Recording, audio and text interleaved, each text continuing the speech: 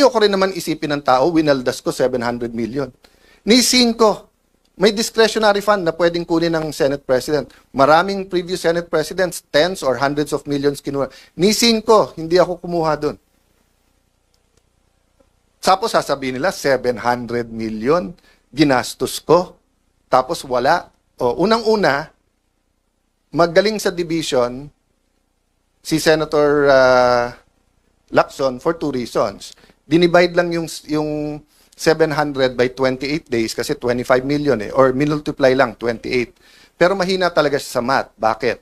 Because 12 is not 13. Pangalawa, akala ko ba sabi nyo tanggal ako nung June 3? O ilan araw ang May 11 hanggang June 3? O, paano naging 28? Diba? So makikita mo talaga na mahuhuli sa bibig ang isda. Pero bakit nga nanggugulo na manggugulo si Senator Lacson? So on one hand, stick tayo to the issue. On the other hand, there are some issues, tactical issues, na kailangan mo sagutin kasi kung hindi, masisira main message mo. So kung ang main message natin is good governance, tapos akala ng tao may anomalya sa 700 million. So sabi niya, isipin mo, walang productivity. O bakit ngayon break Every day ngayon, 25 million. So kung ngayon sasabihin ko, ang grupo ni Lacson at ni Gatchalian, 25 million today, walang nagawa. Tomorrow, 50 million, walang nagawa. O sa Monday, kung 5 araw na, 125 million, walang, naka-break tayo Meron pre-trial Diba? So wag natin lokohin ang tao. I haven't coordinated with both Malacanang and with the VP, with opposition administration. I can talk anytime. I have had meetings, not with the VP, with the executive side, to try to bridge everything. Pero, meron mga no compromise, which is our integrity. Diba? So, which goes to the third part, which is strategy versus tactics. No? So, the bigger picture is strategy.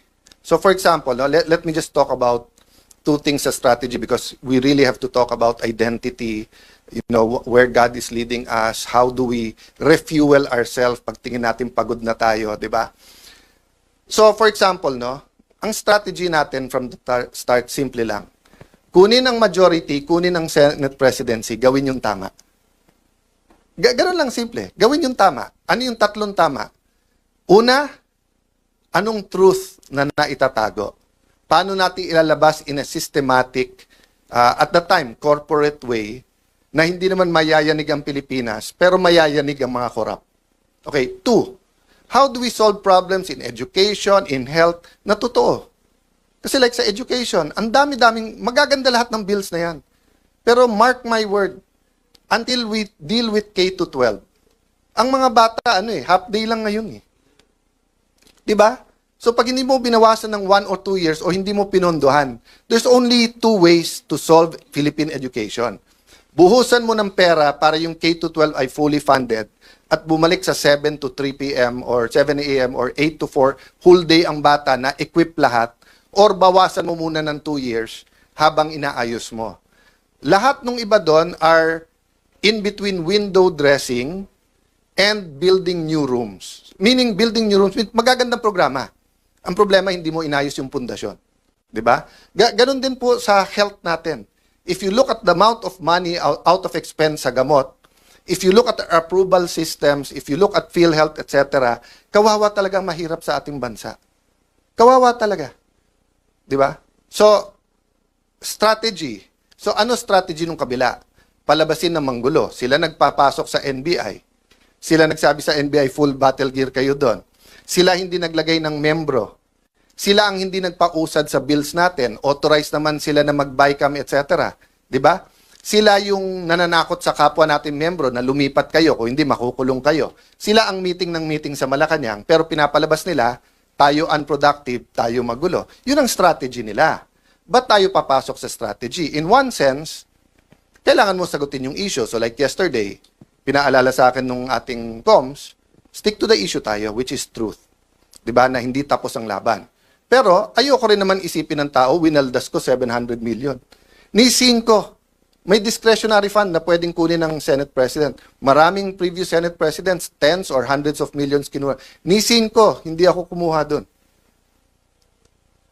Tapos sasabihin nila, 700 million ginastos ko. Tapos wala. O, unang-una, magaling sa division si Senator Lacson for two reasons. Dinivide lang yung 700 by 28 days kasi 25 million or multiply lang 28. Pero mahina talaga siya sa math. Bakit? Because 12 is not 13. Pangalawa, akala ko ba sabi nyo tanggal ako nung June 3? O ilan araw ang May 11 hanggang June 3? O, paano naging 28? Diba? So makikita mo talaga na mahuhuli sa bibig ang isda. Pero bakit nga nanggugulo na nang manggugulo si Senator Lacson? So on one hand, stick tayo to the issue. On the other hand, there are some issues, tactical issues, na kailangan mo sagutin kasi kung hindi, masisira main message mo. So kung ang main message natin is good governance, tapos akala ng tao may anomalya sa 700 million. So sabi niya, isipin mo, walang productivity. O bakit ngayon break Every day ngayon, 25 million. So kung ngayon sasabihin ko, ang grupo ni Lacson at ni Gatchalian, 25 million today, walang nagawa. Tomorrow, 50 million, walang nagawa. O sa Monday, kung 5 araw na, 125 million, walang, naka-break tayo Meron pre-trial Diba? So wag natin lokohin ang tao. So, but sometimes it's strategic na i-expose yung ginagawa nila. So, nakita ko to kasi tandaan nyo, political science yung background ko, yung pinag-aralan ko. And uma-absent ako sa school, sumama lang sa tatay ko because I was really interested in politics. I've been a counselor since I was 21 years old. I've been in government. So what's my point? Nung nakita ko na dumami ang mga congressman na bumabanat sa VP noong 24-25, sabi nung iba, ang dami ng galit. Ako, hindi, naging speaker ako Magaling ang strategy yung speaker. Bakit? Alam kasi nila na sa Pilipinas, we have a two-party system. Diba? Sabi nung iba, multi-party. Hindi, two-party system tayo. Diba? Party on Friday, party on Saturday, election sa Monday, Tuesday, lahat kakampi na sa administrasyon. May maiiwan lang na konting oposisyon. So in a sense, two-party, administrasyon, oposisyon. Di ba? Medyo unique lang ngayon kasi yung mga Pinklawan, Dilawan, kumampi, Marcos na rin. Dahil ayaw kay VP Sara. So ang nangyayari ngayon, they claim to be the opposition, but the opposition oppose. They're actually co-administering. Di ba? So, what's my point there? Ang galing ng ginawa nila. Kasi pagka yung congressman hindi nagsalita ng mabigat versus VP Sara, alam nilang pagpalapit na or bumango, kakampi din nila o dalawa kakampi. So ang ginawa nila, binitawan, sinusuportahan, ginalit, or whatever. No, I'm not saying hindi conviction nung iba sa Quadcom, etc. I'm point, it was a systematic attack. So that nga, hindi na sila, so that point of no return na. Na kung ikaw man si VP Sara, paano mo pang kakausapin yung mga yon? Inupakan ka na ng ganon. Di ba? So, ganon din ang ginawa nila ngayon sa Senado. Pag upo ko, tumitingin din sila kasi katulad, alam niyo naman si 14, di ba? Si 14, ilan meetings nag-attend siya, nagkikwento, nagsama na ng sitwasyon. Etong si Senator Lacson, kung ano nang ginagawa. Tapos nung nagbilangan na, kumampi doon, siya din eventually kumausap sa ibang kasama na bumaliktad, si 14. So ang point ko, anong ginawa nila?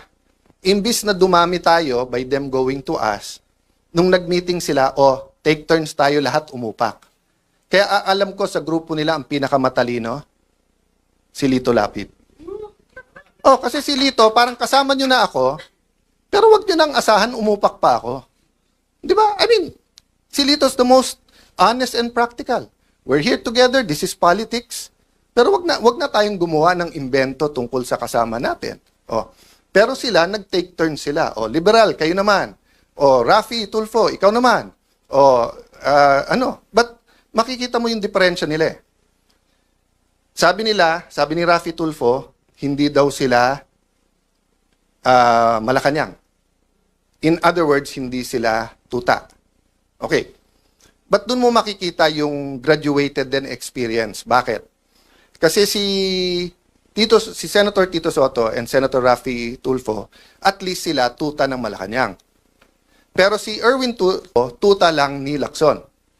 Hindi siya tuta ng Malacanang. 'Di ba? Kasi nga may hawak sa kanya si Senator Lacson na alam sa kanya. Yung sinabi niya na may tatlong kumausap na wag pumirma. Unang-una, yung dalawa kakampi na nila. Pangalawa, yung kakampi lang isa, nagsabi nakwento din sa akin yon. Sinabi kay Erwin, kami ang ginaganito ngayon. Ito ang hawak sa'yo. 1, 2, 3, 4, 5. Isang araw, ikaw gaganon. Kaya nung una, hindi rin pumirma si Erwin. So, yun ang mahirap sa Senado. 24 lang kami. Araw-araw kami nagkwekwentuhan. Minsan, nagiinuman pa. Kaya kung magkwekwento kayo, ayusin nyo kwento nyo. Kasi alam ko rin yung kwento eh. Di ba? Magkwekwento kayo, bitin pa.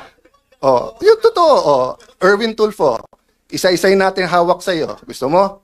O, yung kontraktor na balik-balik sa office mo, yung kontraktor sa party, o, marami pang iba. Doon muna tayo. O, marami pang iba. Di ba? Okay. So, sabi nung iba, kung sasabihin mong tuta, ano si Senator Lacson? Hindi na po tuta si Senator Lacson, aso na po siya. Matagal na po matagal na eh. Okay. But, ano ang ibig ko sabihin sa aso? Anong klase? Iba-iba kasing klase ng aso. Yung kayo po, pagka may utos sa inyo, kayo ay nag-asikaso. Meaning you take care of it. Meron din pong aso-kaso. Ano yung aso-kaso? Tatahol yung aso, kakasuhan. So kung makikita nyo po makikita nyo, ang usual procedure, kaya may affidavit o wala, ang witness itetest mo, huwag mong pababasahin ng affidavit. Kasi baka hindi siya gumawa ng affidavit. Si Senator Lacson, binaliktad niya. Hindi, basahin mo na lang yung affidavit. Hindi, sandali, payagan mo muna ang DOJ, kunin yung witness, gagawin yung affidavit. Pagbalik, basahin mo yung affidavit. Hindi po yun ang sistema. Nasaan yung mga abogado na kahit kakampi nyo sa Pinklawan, yung mga dean ng law school, nakita nyo rin yan eh. Noon time na yun, hindi pa panahon magsalita. Kasi akala natin, tama yung pupuntahan. Hindi eh. It's selective justice and some of it's not justice. Yung iba doon, invento. That's why naiintindihan ko yung sakit nung isa. Nasabi niya, inosente ako pa kakasuhan, plunder pa. Di ba? So, I won't go there because I don't wanna talk about that now. And pasensya na po kayo. Minsan pa kasi sa putikan yung away, so mapuputikan ka talaga, babato ka rin sa putik. But that doesn't mean as Christians, mag-iimbento tayo.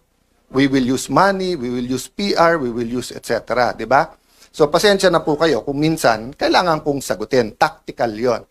But going back to the strategic, ano ba ang ating trabaho ngayon? To reveal the truth. The truth about the problem in healthcare. How do people get their healthcare? So, pero habang nire-reveal natin, may balik yan ha. So, yesterday, in-inform tayo ng mga kaibigan natin sa DOH na tinanggal na daw tayo sa system. So, hindi na daw tayo pwedeng mag-refer ng mga gagamutin sa iba't ibang ospital. That might be the price we have to pay. And we know, we don't have enough personal resources para ipagamot lahat. Pero, we have enough resources to hire buses.